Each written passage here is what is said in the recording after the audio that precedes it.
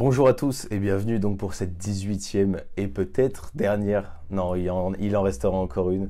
On est toujours avec Corentin, Lucas et on arrive petit à petit à ce dénouement donc après avoir suivi toute la saison de NFL. Vous êtes bien en train de regarder Endzone et aujourd'hui on va vous décortiquer donc les deux finales de conférence AFC et NFC qui se sont déroulées ce week-end. Corentin, je te laisse l'honneur, laquelle tu préfères? J'ai peut-être un indice là-dessus. Salut Val, salut à tous. Effectivement, comme tu l'as dit, juste pour rebondir là-dessus, l'avant-dernière émission, avant la fin, hein, tout simplement de cette saison d'Endzone, on va dire, et le Super Bowl la semaine prochaine, tout va très vite. C'est vrai qu'on a suivi de A à Z cette saison pour le coup, et ça a été un vrai plaisir, mais ça, on dira tout dans la dernière émission. Je vais répondre à ta question. Je pense que t'as ma réponse pour les finales de conférence. Qui n'a pas vibré devant ce match entre les Chiefs et les Bills, qu'on soit pour les Buffalo, qu'on soit pour Kansas City. Franchement, les deux camps ont vibré, tout le football américain a vibré pour ce match parce que c'était clairement le match de la saison, on va pas se mentir.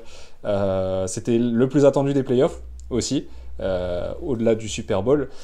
Et on n'a pas été déçus. Encore une fois, ça se joue à rien, ça se joue dans le Money Time, et dans le Money Time, c'est toujours Kansas qui gagne.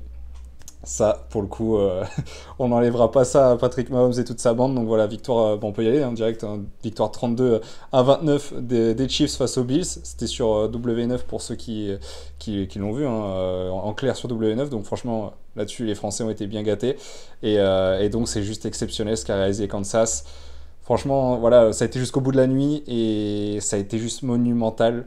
Encore une fois, et pour la quatrième fois en 5 ans, les Chiefs sortent les Bills en playoff.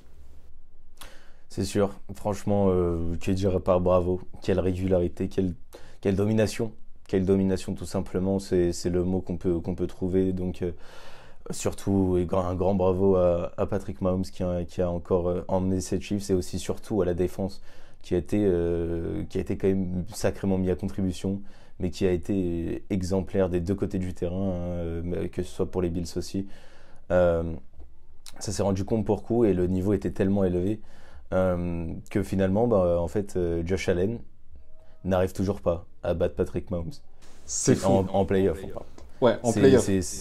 C'est une constante maintenant et en fait, les Bills, on sentait qu'en fait, offensivement, c'était trop léger là où il y avait une panoplie offensive beaucoup plus riche du côté de Kansas. Je sais pas si toi tu es d'accord là-dessus. Ouais, je suis assez d'accord. Enfin, franchement, là, pour le coup, je suis totalement d'accord avec toi. Hein. C'était mieux offensivement du côté des Chiefs, même si, enfin, franchement, ça joue à rien. Ça se joue à rien. Et jusqu'à la dernière seconde, ouais, c'est ça. Jusqu'à la dernière seconde, franchement, je me suis dit, mais c'est mort. C'est mort, Kansas va perdre à domicile. Très honnêtement, s'il n'y a pas cette quatrième tentative ratée de Josh Allen, et ben voilà. Enfin, après, on peut dire avec les si on refait le monde, etc. Mais là, pour le coup. Cette quatrième tentative, c'est le tournant du match sans aucun débat parce que voilà, si il obtient le first down, je suis persuadé que derrière c'est fini pour Kansas. Soit ça part en touchdown, soit ça part en field goal et donc ça égalise. Mais derrière à l'overtime, ça m'étonnerait que Kansas aurait. Enfin, je pense que Kansas n'aurait pas réussi à remonter tout ça. En fait, on l'avait dit, les Bills sur le papier étaient au-dessus. En tout cas, enfin. Par rapport à la saison qu'ils ont fait, sur le papier, ils arrivaient avec beaucoup de certitudes. Là où Kansas, il y avait encore des doutes, même si ça reste les champions en titre, les doubles tenants du titre, à part cette expérience-là, sur le terrain, sur le papier, c'était un peu en dessous quand même, on va pas se mentir. Quand tu arrives avant ce match, tu te dis que Kansas, ça peut vriller à n'importe quel moment, parce que, ok, avant c'était les Texans, c'est Houston, on va pas juger par rapport à Houston, et durant toute la saison, ça s'est très bien passé, mais les matchs n'étaient pas brillants. On le répétait à chaque semaine. Chaque semaine, on se disait, finalement, ouais, Kansas gagne, mais Kansas ne gagne pas avec la manière, c'est pas beau, c'est moche, à chaque fois ça joue un field goal. Contre Buffalo, on se souvient tous de ce match contre Buffalo, qui était le match peut-être de la saison régulière, un des matchs de la saison régulière. C'était un match dominé de la part de Buffalo. Le score ne reflétait pas du tout la physionomie du match, parce que vraiment, les Bills étaient au-dessus des Chiefs, avait donné vraiment une leçon de football aux Chiefs. On se rappelle du match de Josh Allen. Josh Allen, il avait été extraordinaire. Tu te rappelles, Val, de ce match, on en avait parlé, il était MVP incontesté de la semaine. Enfin, c'était juste fou. Ouais, et puis surtout, c'était ce dernier plays qui était clutchissime. Là, on l'a pas revu. Mais c'est, en tout cas, je pense que s'il faut cibler des critiques du côté des Bills, je suis désolé, mais offensivement, Josh Allen, il n'a pas de cible de référence. Il est tout seul. T'as quitté Shakir et c'est et encore, je trouve ça trop léger. Je trouve ça, les déplacements sont toujours très bien couverts par la défense des Chiefs.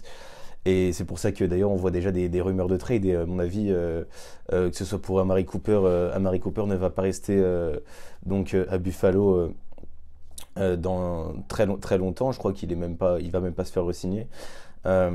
C'est surtout que ça manque de wide receiver. On parle de Tyreek Hill qui pourrait peut-être atterrir à Buffalo. Ce serait serait pas mal ça. Un choix possible, lui qui veut quitter Miami. Mais voilà, là on parle du futur des Bills.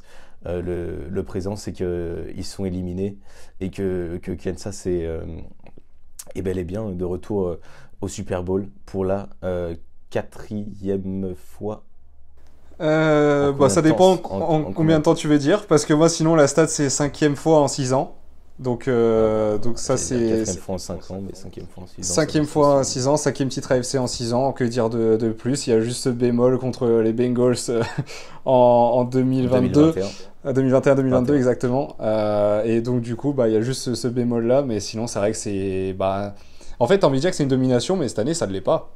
C'est ça que je trouve fou, c'est qu'on va encore dire que Kansas domine la ligue, mais pourtant, pas tant que ça, parce que tu sens que n'importe quelle équipe peut prendre, enfin, pas n'importe quelle, on va pas se cacher, on va pas miser sur les Patriots pour battre Kansas, mais Ou les en tout Raiders. cas, les Raiders, mais en tout cas, si tu regardes le panel, enfin les playoffs, juste les équipes qualifiées aux playoffs, et t'as l'impression que tout le monde est à portée finalement des Chiefs, et pas très loin en tout cas. Et finalement...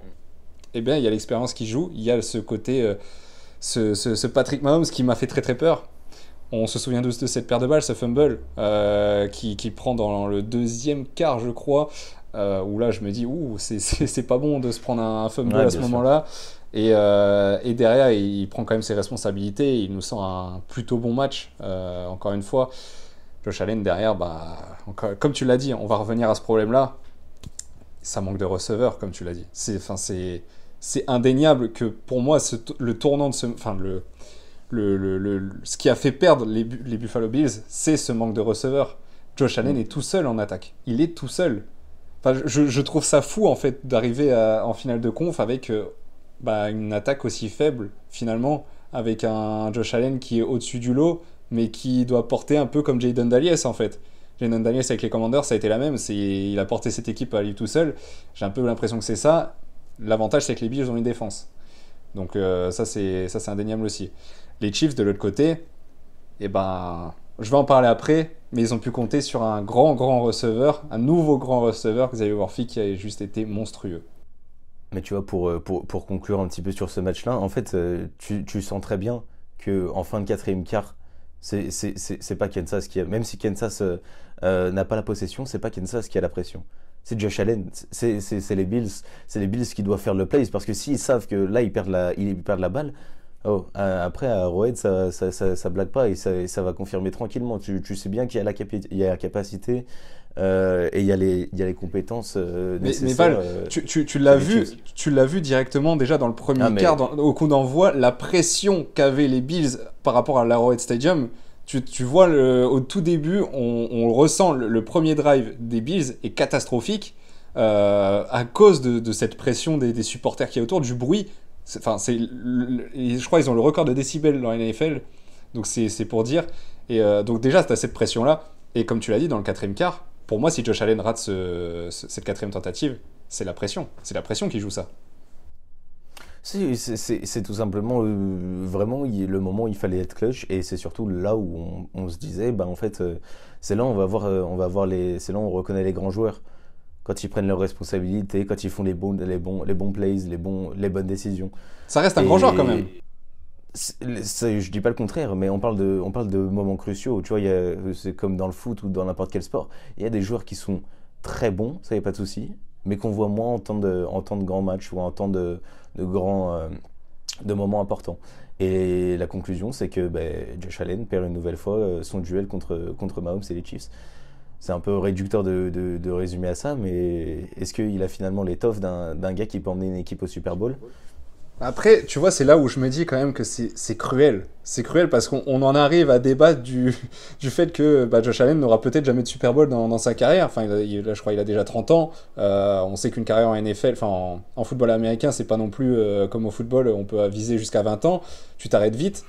Finalement, tu te dis, on en revient à ce débat-là, alors que clairement, sur toute la saison, il a été exceptionnel. Bien Tu sûr. vois. Bien sûr. Mais il faut qu'il soit mieux entouré. Faut qu'il soit mieux entouré. Il y a le management qui doit se bouger là-dessus et faut qu'il soit largement mieux entouré parce que pour le coup, l'équipe a déjà de bonnes bases solides. Et est-ce que Et tu es d'accord Vas-y, je te laisse terminer. Mais et vas-y, s'ils vas-y. arrivent là en finale de conf à 3 points du Super Bowl, il reste ça. Il reste ça. Honnêtement, ils sont sur une bonne lancée. J'ai entendu dans la presse et enfin même un peu partout là, sur les réseaux et tout ces derniers jours que finalement Josh Allen ce serait comme Lamar Jackson un quarterback de saison régulière et pas de playoff. Est-ce que toi tu rejoins par exemple cette opinion? Je trouve que pour le coup, la logique, elle est là, hein. On voit, il n'y a pas de résultat en playoff, il n'y a pas de résultat en playoff. Les mecs, ils sont toujours dans les trophées des MVP en saison régulière. Tu vois, tu peux te poser cette question-là. Maintenant, pour Lamar Jackson, moi, je trouve que il est largement mieux entouré que Josh Allen. Et, et Lamar Jackson n'aurait pas dû plier contre les Bills. Pour moi, c'est même pas. Je sais même pas quoi répondre parce que j'ai pas envie de tirer sur ces joueurs qui ont fait des saisons et des matchs énormes déjà, hein. Mais après c'est pas rédhibitoire de dire ça. Enfin je veux dire c'est pas parce que tu dis que c'est un joueur de saison régulière qu'il est mauvais. Non. Tu vois tu peux très bien dire que c'est un joueur de saison régulière qu'il est très bon en saison régulière mais qu'en playoff le fait est qu'il n'y a pas les résultats. Ça, tout le monde le dit, et pour le coup, je vais le dire aussi, parce que ce qui est factuel, c'est qu'il n'y a pas de résultat, comme tu dis, hein. Il y a pas de résultat, il n'y a pas de résultat, tu ne peux pas l'inventer.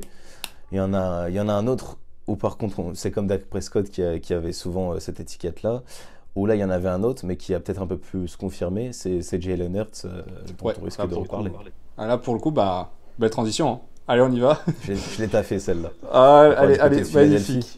Et on va du côté de Philadelphie face aux au Washington Lincoln Commanders. Field Stadium. Oh ouais, et ça s'est très très bien passé pour les Eagles. Face aux Rams, c'était un petit peu tendu. Là, pour le coup, c'était électrique sur le terrain. On va pas se mentir, il y avait pas mal de petites bagarres. Ouais, bien sûr. Ça a été franchement très très très tendu.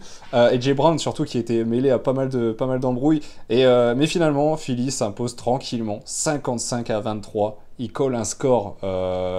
Si je ne dis pas de bêtises, c'est le record en playoff, en finale de conférence, pardon, de coller 55 points à un adversaire. J'ai pas envie de dire de bêtises, mais soit c'est un record égalé, soit c'est un record battu. C'est l'un ou l'autre. Donc déjà, on est à un haut niveau, tu vois. Et puis voilà, les Philly qui rejoint le Super Bowl pour la deuxième fois en 3 ans. Alors qu'ils étaient pas bien partis en début de saison, qu'on les voyait même pas en Ouais, playoff. bien sûr. C'est pas mal, hein.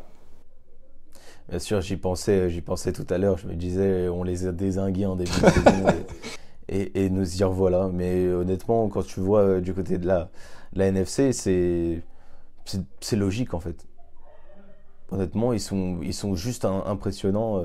Ils collent un 14-3 à Washington dès le premier quart, et sans parler du dernier quart où ils en collent 21-0 dans le dernier quart.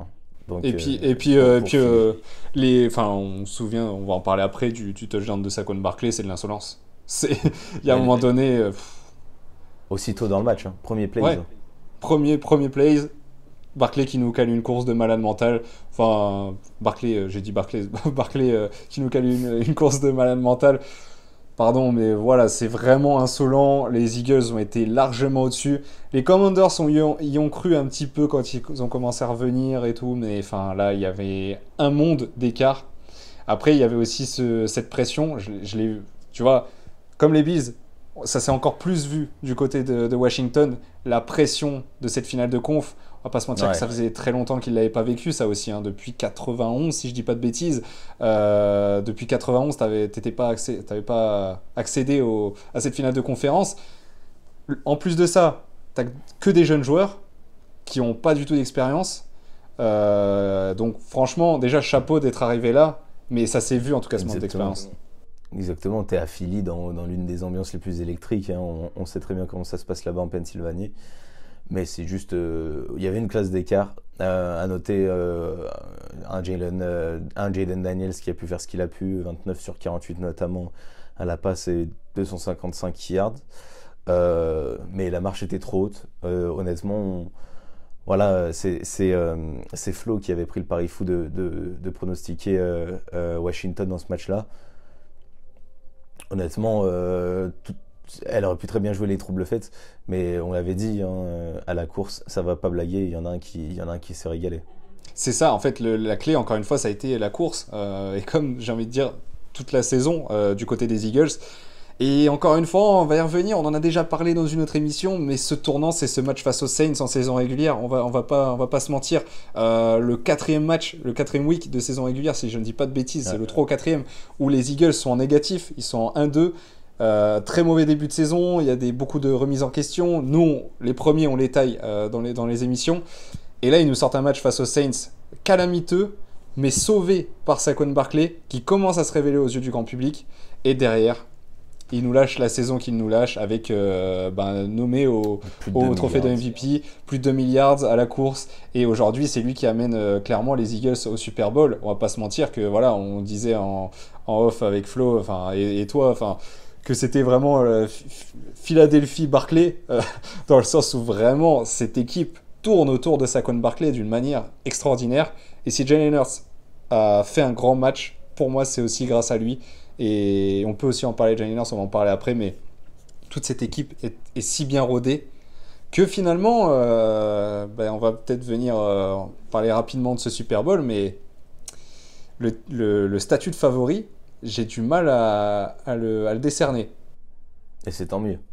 C'est tant mieux pour la passion des fans, pour un petit peu l'intérêt de cette finale qui est entre deux fanbases totalement historiques, hein, en NFL, que ce soit Philly ou Kansas. Donc hâte d'assister à ce match-là le 9 février prochain. Et si tu devais donner un favori? Honnêtement, pas Kansas. encore un prono, hein. Ouais, ok. Un favori, c'est Kansas, hein. Pour moi, ils viennent là pour le tripit. Ils sortent d'une saison monstrueuse. Ils ont barbégué en playoff. Ils sortent les Bills. Enfin, tu vois, c'est... Oui, bien sûr. Honnêtement, mais on peut dire la même aussi des Eagles qui, à part ces 3 premiers matchs, ont fait un sans faute.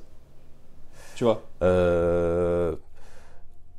Ouais, la saison est excellente, mais je veux dire, ils n'arrivent pas dans les mêmes conditions. Tu vois, l'année dernière, ils n'étaient pas au Super Bowl. Et encore avant, ils ont perdu contre les Chiefs. Donc, tu vois, c'est pas le même ascendant psychologique. Donc toi, c'est vraiment l'aspect psychologique qui va jouer, ouais. Mais techniquement, c'est ça, hein. Si tu dois te donner un favori aujourd'hui, c'est Kansas. Après, je pense que, et honnêtement, on verra dans mon pronostic, mais il y a un monde. Il y a un monde où le favori change de camp. T'en dis trop sans en dire. Mais en tout cas, nous, on va se réserver ça pour la semaine prochaine, parce que forcément, la semaine prochaine, il y aura une émission spéciale Super Bowl, la dernière, hein, avant ce Super Bowl. J'ai dit que c'était l'avant-dernière, là maintenant, non, parce qu'il y aura aussi le débrief du Super Bowl, forcément, pour finir la saison. Donc là, voilà, il y aura ces pronos-là la semaine prochaine, bien décortiqués. On va vraiment faire une focus sur cette finale exceptionnelle. On va pas se mentir, entre deux monstres, comme tu l'as dit, de la NFL. Les meilleures équipes de l'AFC, de la NFC se rencontrent, clairement. Voilà, en tout cas pour les finales de conférence, le 2e titre NFC en 3 ans des Eagles, le 5e titre AFC en 6 ans des Chiefs. C'est plutôt pas mal comme stade du côté des deux équipes. Tu voulais rajouter un truc ? Tu vois, je réfléchissais, mais techniquement, tu me disais qu'on peut parler des Eagles aussi. Mais finalement, moi, tu vois, si les Lions ils passent Washington et ils passent Philadelphie, techniquement, je te dis que le statut de favori, il change un peu plus, tu vois.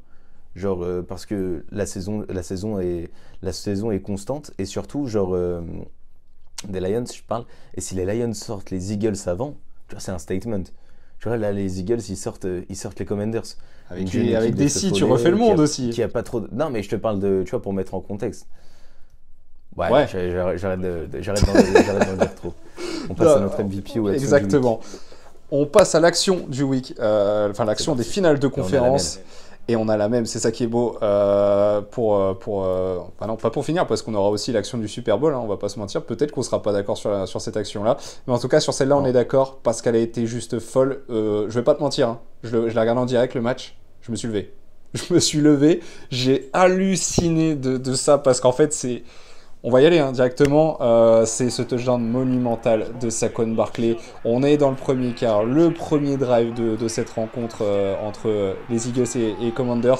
Et puis Barkley va nous faire du Barkley, une course juste folle où il élimine enfin, voilà, un plaquage directement en se retournant. Et puis après, il Deux ou part. trois, ouais. 2 ou 3, ouais, c'est ça. Après, il part jusqu'à à la zone de touchdown et c'est juste à la end zone, pardon. Et c'est juste fou. Claquer ça en finale de conf, c'est d'autant plus impressionnant. Enfin, c'est encore plus impressionnant et d'autant plus que c'est le premier drive. Genre, voilà, premier drive, Surtout, normalement, tu jauges un peu. imagine, t'es les scouts et les entraîneurs un petit peu de Washington. On te dit, voilà, tu as une semaine pour te préparer comment bloquer Saquon Barkley parce que tu sais qu'ils vont l'utiliser. Premier drive, tu prends ça. Non, en vrai, Faut- c'est fou.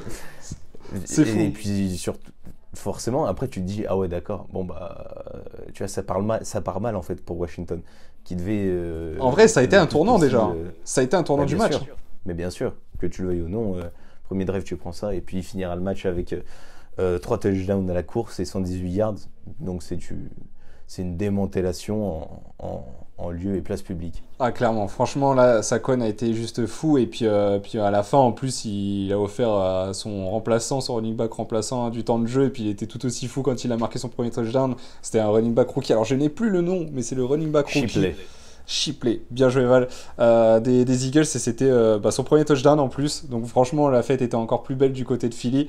Donc ouais, voilà, pour notre action. En tout cas, c'est ce touchdown monumental de Saquon Barkley qui est à l'image de cette saison incroyable où il a porté les Eagles.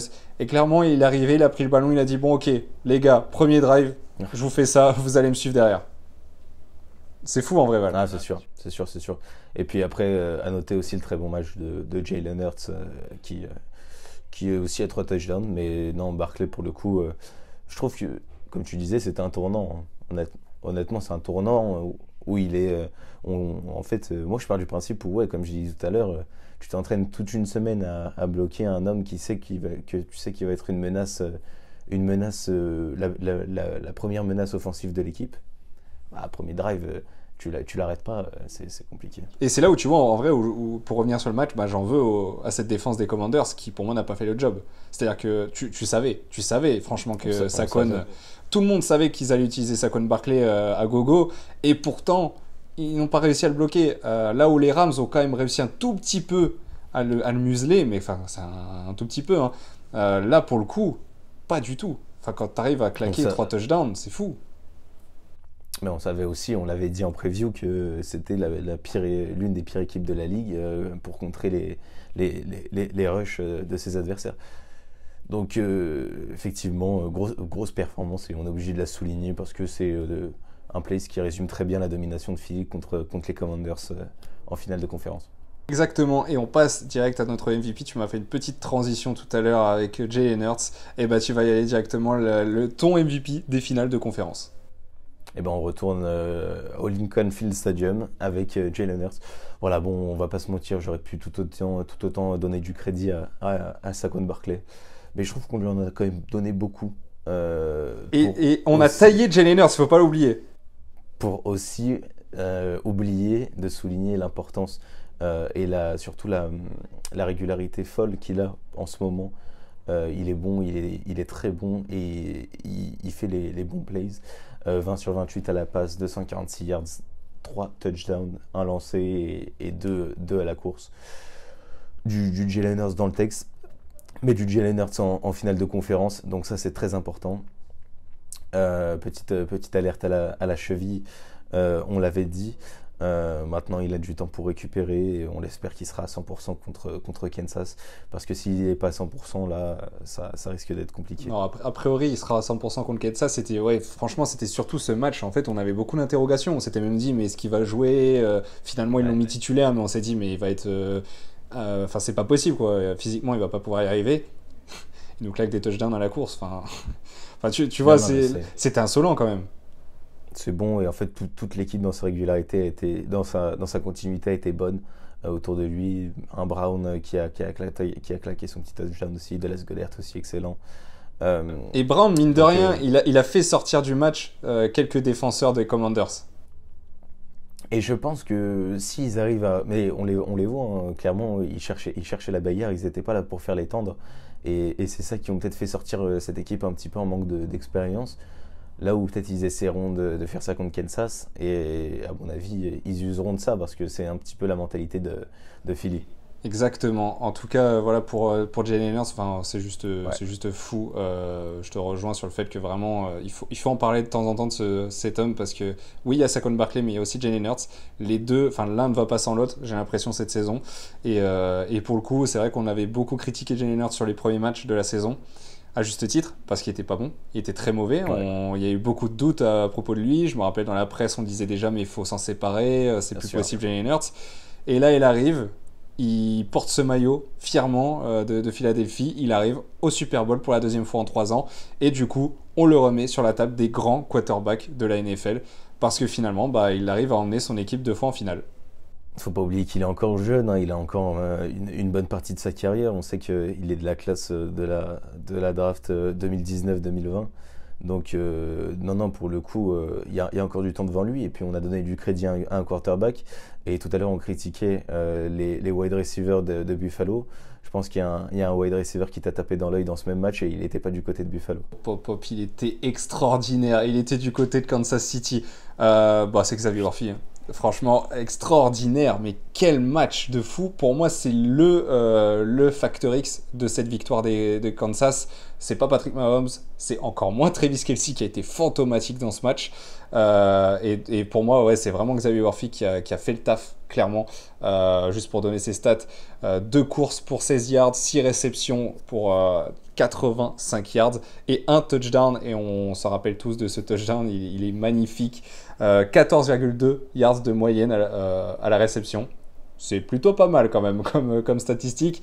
Et en fait, au-delà des stats qui sont juste exceptionnels pour un receveur rookie en finale de conférence, c'est le fait que ce mec, c'est un rookie. Il arrive avec un statut où il n'était même pas titulaire en début de saison. On se souvient, il a mis du temps avant de s'intégrer dans cette attaque des Chiefs en étant titulaire. Il est titularisé pour la finale de conf. Il y a cette blessure effectivement de Rashee Rice qui a donné aussi du crédit. C'est pour ça aussi qu'il a cette titularisation. Et il arrive à porter les Chiefs en fait. Parce que là où on se disait, et on a eu faux en fait dans nos pronos, on se disait que peut-être le facteur clé, ça va être le duo Mahomes-Kelce. On avait totalement zappé. Et c'est là où je trouve qu'Andy Reid est extraordinaire. Et tous les coachs en fait de Kansas, c'est que ils se sont amusés des Bills dans le sens où ils ont fait croire aux Bills que Patrick Mahomes et Travis Kelce allaient être les facteurs clés, alors que derrière, ils ont envoyé au charbon un Xavier Worthy qui a fait un boulot énorme à la course. Enfin, on va pas se mentir que c'est le wide receiver le plus rapide de la ligue, si je ne dis pas de bêtises. En tout cas, dans les tests, il était dans les top 2 ou top 1, mais je ne sais plus. Il a ce surnom. Exactement, c'est Flash McQueen, quoi. Il est extraordinaire. Ouais. Et ça, en fait, ça a été la clé parce que les Bills ne couraient pas. Ils ne savaient pas le rattraper. Et ça, on l'a vu dès la première course de Xavier Worthy. On s'est dit, et on s'est même envoyé des messages, on s'est dit, aïe aïe aïe, ça fait très très mal. Ces courses font mal, il va peut-être falloir s'en servir. Et Mahomes l'a compris. Et derrière, les Chiefs sont en finale.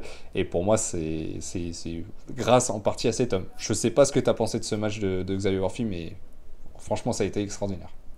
C'est surtout que tu penses pas un seul instant que Andy Reid donne les clés de cette finale à Xavier Worthy. On l'a vu, il était franchement depuis contre Houston, il n'était pas du tout en vue. Il était, voilà, c'était pas du tout l'une des options privilégiées et des targets de Mahomes. Maintenant, là, il a surtout montré beaucoup de caractère et beaucoup de talent. Ça, le talent, on le savait. C'est un style, hein, c'est un style de la draft par Kansas, et félicitations à vous.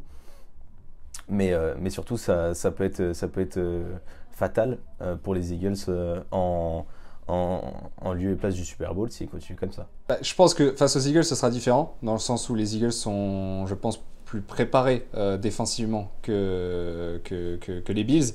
Mais en tout cas, voilà, ça a été la carte joker utilisée par Andy Reid dans ce match, et ça a payé. Franchement, chapeau franchement au coach d'avoir utilisé Xavier Worthy comme ça, parce que bah, voilà, ça a payé, et j'espère ouais, effectivement que ça payera aussi au Super Bowl, même si je pense que là, pour le coup, il sera quand même beaucoup plus muselé. Mais en tout cas, l'avenir est positif et radieux du côté des Chiefs, du côté des wide receivers. Parce qu'en plus, si tu ajoutes à ça un retour de Rashee Rice de blessure, ça va faire du dégât potentiellement l'année prochaine. On va passer à la chronique de Flo. Parce que ce week-end, et dès maintenant, hein, ça se joue depuis hier, jeudi 30 janvier, on a ce fameux Pro Bowl qui arrive juste avant le Super Bowl. Et ben, vous ne savez pas ce que c'est le Pro Bowl, Flo va vous le dire dès maintenant. On a tous vu cette image de Josh Allen dépité à la suite de la défaite contre les Chiefs, mais bon, vous inquiétez pas, faudra pas attendre septembre pour le revoir, de même que Jayden Daniels ou encore Lamar Jackson. Car oui, le Super Bowl c'est dans 2 semaines, mais dans une semaine, c'est le Pro Bowl. Un bon nombre de joueurs vont prendre la direction d'Orlando pour disputer donc le Pro Bowl, l'équivalent des NBA All-Star Games. Le Pro Bowl c'est une festivité organisée par la NFL réunissant les meilleurs joueurs de l'AFC et de la NFC qui s'affronteront lors de petits jeux, challenge ou encore matchs de flag football pour définir quelle conférence est la meilleure. Contre, évidemment, pas de joueurs des Chiefs ni des Eagles qui joueront le Super Bowl la semaine d'après. Le Pro Bowl, c'est 3 jours. Ça démarre toujours le jeudi et le vendredi avec les matchs de flag football le dimanche. Le premier jour, on peut voir des jeux comme la balle aux prisonniers, le lancer de précision ou encore la meilleure réception. Tandis que le vendredi, on va avoir un morpion un peu spécial, un parcours du combattant en relais et la finale de la meilleure réception commencée le jeudi. À la suite de tous ces petits challenges, les joueurs qui évoluent dans l'équipe de leur conférence gagneront des points. S'en suivra le dimanche 3 matchs de flag football. Le flag football, c'est du football américain sans contact. L'équipe de la conférence ayant le plus de points remportera les Pro Bowl. Le Pro Bowl cette année, ça se déroulera ce jeudi 30 janvier et vendredi 31 janvier. Et les matchs de flag football se dérouleront ce dimanche 2 février. De quoi attendre ludiquement et patiemment le Super Bowl pour les fans qui ont encore leur équipe en course. Merci Flo pour cette chronique sur le Pro Bowl. Maintenant, on en sait un peu plus sur ce qu'est cet événement. Très très particulier, on va pas se mentir. C'est peut-être pas l'événement qu'on apprécie le plus. Val, je te laisse la patate chaude. C'est pour un petit peu, voilà, c'est mettre un petit peu de fantaisie, un petit peu de divertissement avant ces finales. Cette finale, pardon.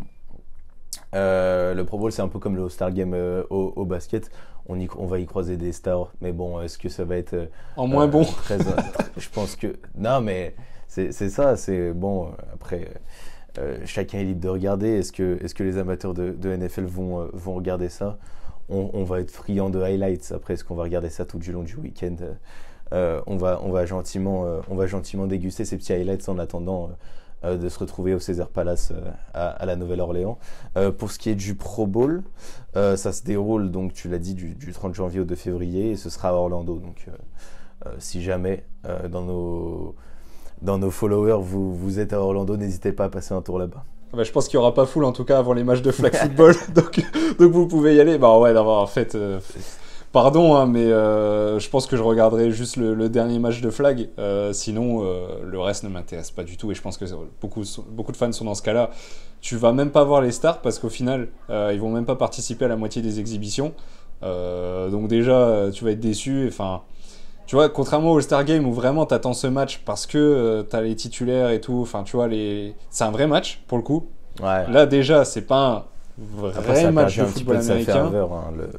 Ouais, ça a perdu un peu, mais enfin, t'as quand même un vrai match de basket, quoi. Ouais, il y a un vrai match, Tu vois, là, à contrario, bah là, c'est un match de flag football, donc déjà, c'est des règles assez particulières, c'est un peu différent, pardon. Et en plus de ça, je suis même pas sûr que tous les titulaires joueront, enfin que tous les grandes stars joueront. Donc bon, on verra bien. En tout cas, c'est pas l'événement du siècle, on va pas se mentir, Val. Ouais, et puis pour les fans des Ravens, vous serez contents parce que vous êtes l'équipe la plus représentée. Les Bengals aussi sont pas mal, hein.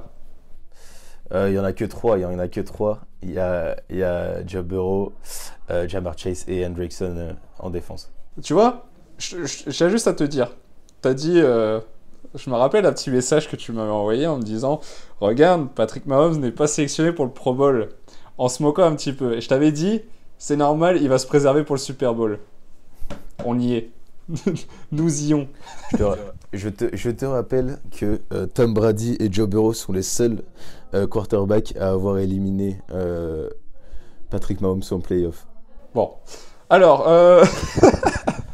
non, mais attends, tu me parles du GOAT et d'un mec... C'est-à-dire voilà. qu'il y a Tom Brady, il y a Joe Burrow et il y a Patrick Mahomes. Bon, enfin bon. Ouais. Et ils n'avaient pas Checo après. Ouais. Enfin bon, on se rappellera de cette finale, de ce Super Bowl de Joe Burrow. Du coup, merci à tous de nous avoir suivis. Merci Val d'avoir pu débattre aujourd'hui, d'avoir pu résumer ces petites finales de conf. Toujours un plaisir. Et puis nous, on se dit rendez-vous la semaine pro pour justement nous amener vers ce Super Bowl incroyable, le Caesars Palace, dans la nuit du 9 au 10 février. On attend tous ça avec impatience, mais on fera un preview, une grande preview de ce Super Bowl la semaine prochaine. Val, on va dire au revoir à nos abonnés. Je vais dire au revoir à nos abonnés, et puis pour les fans donc, de Cisa et Kendrick Lamar, n'oubliez pas qu'il y a la mi-temps du Super Bowl, donc qui vous sera honoré. Donc voilà, n'allez pas chercher des petits ravitaillements et des petites boissons à la mi-temps, parce qu'il y a un show extraordinaire. Mais donc voilà, pour la petite information. Soyez bien à l'affût ces derniers jours pour bien avoir les dernières infos en date qu'on essaiera de relayer sur notre compte Insta concernant les deux équipes du Super Bowl, si jamais il y a des blessures, si jamais il y a des changements tactiques qui vont être mis en place. On essaiera de vous mettre ça en story ou en publication Insta, histoire que vous restiez à l'affût. Merci à Flo pour sa petite chronique du Pro Bowl, pardon. Et merci à Coco de nous avoir accompagnés jusqu'au bout de cette 18e émission. Salut à tous.